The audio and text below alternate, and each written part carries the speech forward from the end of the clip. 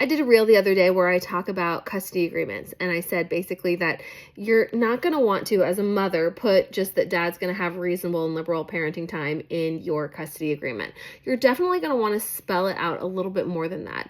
But the flip side of that is also true. You're not going to want to cram every single possible detail into your agreement either.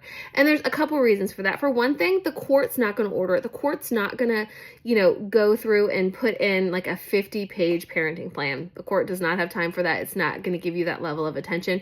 You are not going to get that from court. So he has you over a barrel a little bit in the sense that if he says, no, I'm not going to agree to X, Y, and Z, then your only other alternative is to go to court and ask the judge to do it. I think there's a few things that the judge will do, and that might vary from jurisdiction to jurisdiction, but the judge isn't going to put in everything but the kitchen sink. They're just not going to do that. So you're going to need to pick and choose. But also the other reason for that is that often including extra provisions just gives him the sense that he has more control over your life later. So if you have a right of first refusal, for example, your right of first refusal says that if either one of you is not able to care for the children for 4 or more hours, that you have to offer the children to the other parent before you engage a third-party babysitter.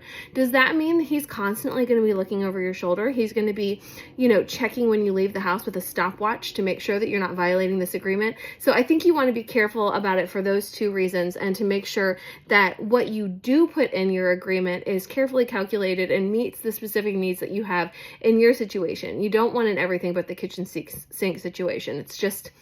It's too much. It gets cumbersome and you can't manage it.